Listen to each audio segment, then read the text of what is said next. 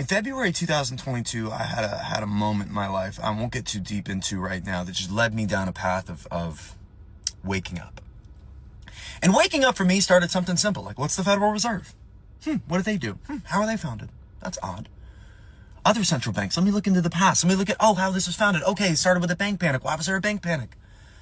And then, you lead through the history, you get through the New Deal, you get through the Bretton Woods Agreement, you get into the Nixon shock, you get into Reaganomics, and then you walk through NAFTA and Glass-Steagall and the SEC margin rule change of 2004, and then you work all the way up to Citizens United and COVID inflation, and you think, wow, has this nation really just been on this path for a century?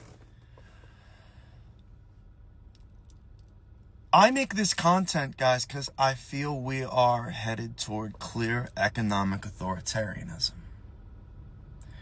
Because I believe full-heartedly there is a path set up to walk down. And be clear, I'm not saying this is what's going to happen.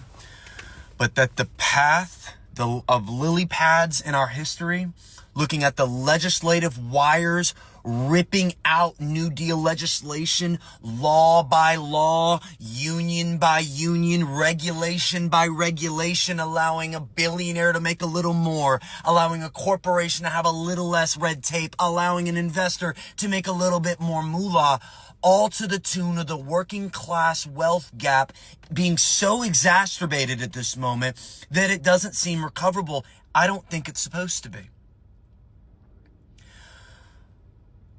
I make this content because I don't want you to feel like what's happening at this moment is coming out of left field. The system's operating as it should. The usury model is operating as it should. The fractional reserve lending system is operating as it should. The political discourse to divide us between red and blue while they chase green is operating exactly as it should. And when you hear about what's going on today with regime change and oil gaining opportunities out in Venezuela, when you hear about billionaire pedophiles being covered up for, when you walk into a tariff-infused, inflating economy that's been inflating through Biden, through the first Trump term, through Obama's term, money was printed during Bush and Clinton, all these different politicians, blue or red, doesn't matter. And now we're talking digital ID. Now we're talking about getting currency out of paper and into the cloud. Now we're talking about paying down our own debt by utilizing stablecoin efforts. I'm here to tell you guys right now, I'm looking at a world with AI infusement, data centers backing it to a point where they can continue to live out their lives of wealth gaining, of capitalistic tendencies on the backs, not only of the working class, but just of the American people. See, I think there's truly a UBI world in the future. I think there truly is a regime change effort within our own economy that we'll see in the next few years. And this doesn't have to do with Trump. This doesn't have to do with even Republicans. It has to do with leadership.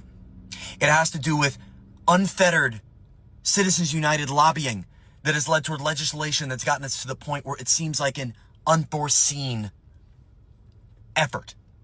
I'm not stating that correctly.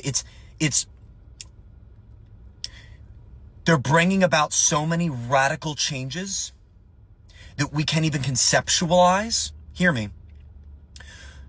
So that by the time they're implemented, we have no clue what's even happened. That money printing ad nauseum for the last decade and a half, we're going to get to the end of it and we're not even going to realize what has happened. We're going to get to digital ID and information control and lack of free speech due to them being able to monitor everything you do and literally be able to arrest you based off tendencies of posting comments you've made online. That is a world we are walking toward. We are walking toward a world where the normal everyday person is going to have to rent everything, is going to have to subscribe to everything. There are going to be subscription cars, okay? There are going to be subscriptions for everything. Everything. There's not going to be any asset that can be obtained by the working class because they know if you did, you get your ass in a different class, and they don't want that. Because whenever you move up a class, somebody else has to move down a class, and that's not the way it has to be. About 2,000 years ago, about 1,996 years ago, a man stood in front of two different sects of people at two different times. One was a market. A market of money changers who were utilizing the floor at which they were selling and taking advantage of those that were trying to conduct sacrifices and just ripping them a new one financially over it. He brought out a whip and flipped tables. On another instance, in a market full of individuals called out vehemently the den of vipers that are leading them, the cold-hearted religious influence that was leading their people toward a wealth gap problem. And a man who's now in a book that has been utilized to propagandize and nationalize a bunch of old white men, and using that very book to posture themselves as blessed, to posture themselves as in the right, all while ignoring the very thing Jesus, Yeshua, Christ hated: wealth hoarding and false leadership.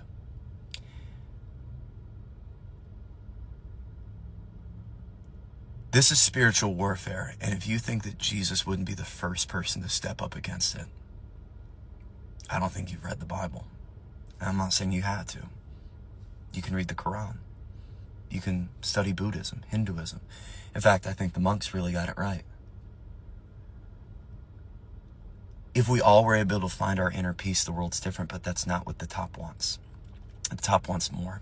They want more of this earth. They want more of its treasures, and they want more and more and more and more, and they're doing it.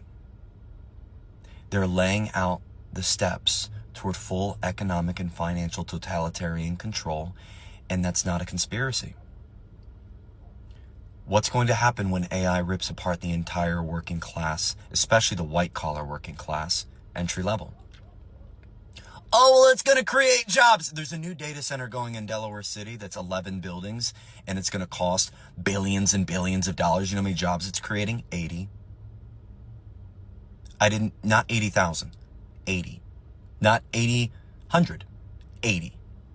56 of them will be custodial and security. When you look at the economic situation right now, you may be able to think, unfortunately, you can't buy a house right now. You don't know if your car breaks down, what you would do. If you had to get new brakes, how are you going to afford them? Credit card debt is at all-time highs. Healthcare costs are at all-time highs. Childcare costs are at all-time highs. When you look at what private equity, hedge funds, Wall Street, billionaire leaders who are lobbying the politicians at an unfettered amount since Citizens United, because now they can, an infinite amount of money can come into our system from them at a... I make this content because I don't think it's blue and red. I think it's two sides of the same coin.